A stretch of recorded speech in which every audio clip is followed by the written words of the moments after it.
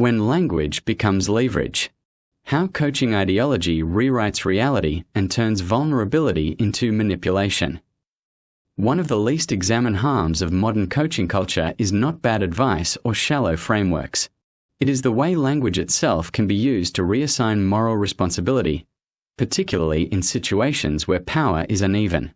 This article is not about hurt feelings or competing narratives.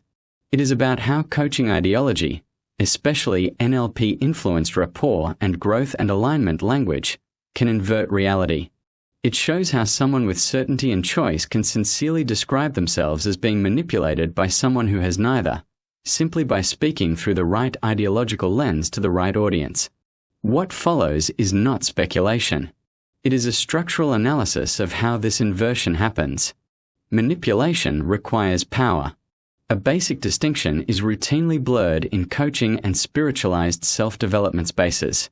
Manipulation flows downhill from power, not uphill from vulnerability. Manipulation requires leverage. Leverage comes from certainty, control of outcomes, and control of narrative. Hope is not leverage. Grief is not leverage. Attachment is not leverage. Yet within coaching-informed environments, behavior is rarely assessed in relation to power. Instead, actions are interpreted symbolically. Care becomes strategy. Persistence becomes pathology. Emotional presence becomes pressure. That inversion does not happen by accident. It is produced by language. The ecosystem shapes the story. Language does not arise in a vacuum. It is shaped by the environments in which it is used. In this case, every meaningful listener sat inside the same ideological ecosystem. Coaches, former coaches, workplace leaders who openly believed in the woo, spiritual practitioners, manifesting enthusiasts, people trained, formally or informally, to interpret life through frameworks of growth, alignment, identity, and becoming.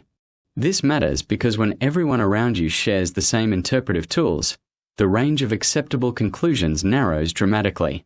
Certain explanations become unreachable. Certain questions stop being asked.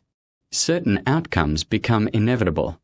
What remains is coherence, not with reality, but with ideology, neurolinguistic programming, rapport, and speaking to be believed.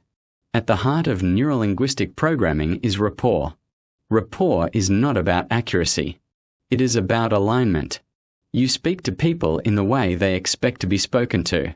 You match language, values, and frame so the listener feels understood.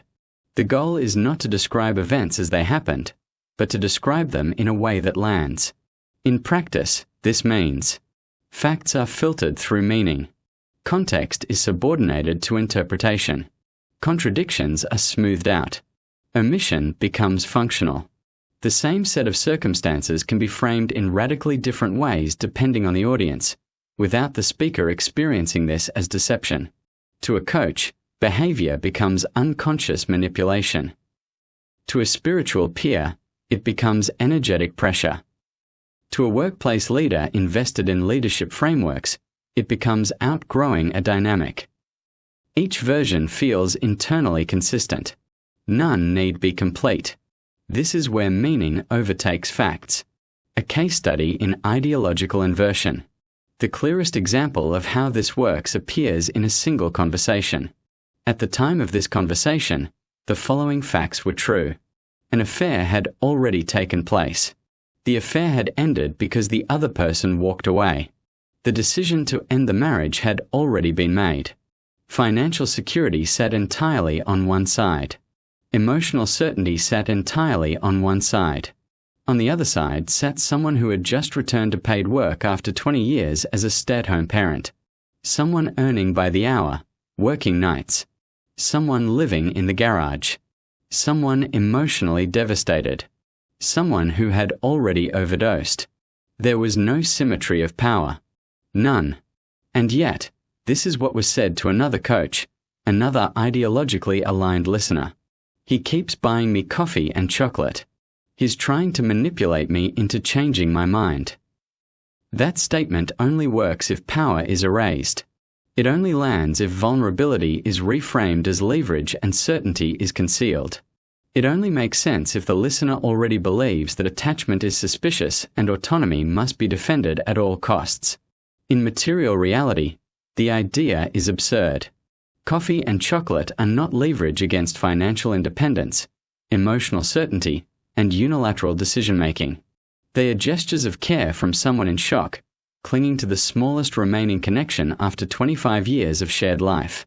But inside a coaching-informed worldview, facts are not the primary currency. Meaning is. What language removes? Notice what disappears from the story when it is told this way. The affair disappears. The overdose disappears. The power imbalance disappears. The certainty about never returning disappears. What remains is a simplified moral frame. One person becomes the one being acted upon. The other becomes the one exerting pressure. This is not insight. It is ideological inversion. Coaching language collapses distinctions that matter. It treats persistence as pathology and care as strategy. In doing so, it creates a moral loophole where the person with power can claim harm without ever naming the power they hold. An ecosystem that could only affirm one outcome. Equally revealing is what was never suggested. At no point did anyone meaningfully propose couples counseling. No one insisted on independent psychological care. No one urged slowing down after an affair, emotional collapse, or suicide attempt. That absence is not neutral. It is diagnostic. Counseling requires holding two realities at once. Psychological care requires acknowledging harm and instability. Pausing requires tolerating uncertainty. These are precisely the things coaching ideology struggles with. Once the frame is set, the outcome is pre-selected. Leaving is clarity. Staying is resistance. Repair is regression. The ecosystem could only affirm one conclusion, and it did. One lens, many stories, one verdict. Here is the final mechanism, and the most important one. The only way the same situation can be told to different people, in different ways, and still feel consistent is if it is filtered through a single abstract lens. Growth, alignment, becoming. Once those concepts are adopted, the content of the story becomes almost irrelevant. I was a bad husband. Leaving equals growth and alignment. I was a good husband, but it wasn't enough. Leaving equals growth and alignment. He is trying to manipulate me. Leaving equals growth and alignment. I had an affair. Leaving equals growth and alignment. Each explanation contradicts the others at the level of facts, but they do not contradict at the level of ideology. And ideology is what the audience responds to. Different people can be told different reasons, each tailored to what will land, and all will arrive at the same verdict. You are doing the right thing. That is not clarity. It is confirmation bias systematized. Why the full truth was never told everywhere. If the full truth had been told consistently, to everyone, the advice may have changed. There may have been friction. There may have been ethical hesitation. There may have been pressure to slow down. But friction is precisely what this system avoids. Those aligned with manifesting, spirituality, and coaching culture could metabolize the affair without destabilizing the ideology. It could be reframed as misalignment or unmet needs. What could not be metabolized was the ongoing coming home. The sitting together. The intimacy. The oscillation between independence and attachment. That reality contradicted the identity being enacted. So it was excluded. The affair could be spiritualized. The attachment could not. Where the real manipulation sits. The manipulation was never the coffee or the chocolate. It was the selective use of language to erase power, erase context, and control moral framing. It was the ability to move between audiences, adjusting the story while preserving ideological coherence. Not interpersonal coercion, but narrative control. Once that is seen, the accusation collapses. What remains is not a story about someone trying to change another person's mind with small gestures. It is a case study in how ideology can teach people to speak persuasively enough to invert reality, even when the power imbalance is obvious to anyone willing to look at the facts. Why this matters. This is not just about one relationship. It is about a broader cultural risk. When belief systems allow contradictory explanations to justify the same outcome, they stop being frameworks for insight and become machines for moral insulation. Real growth tolerates friction. Real integrity survives full disclosure. Real care does not require linguistic gymnastics to avoid accountability.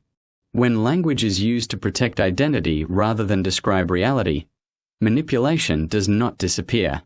It simply changes direction.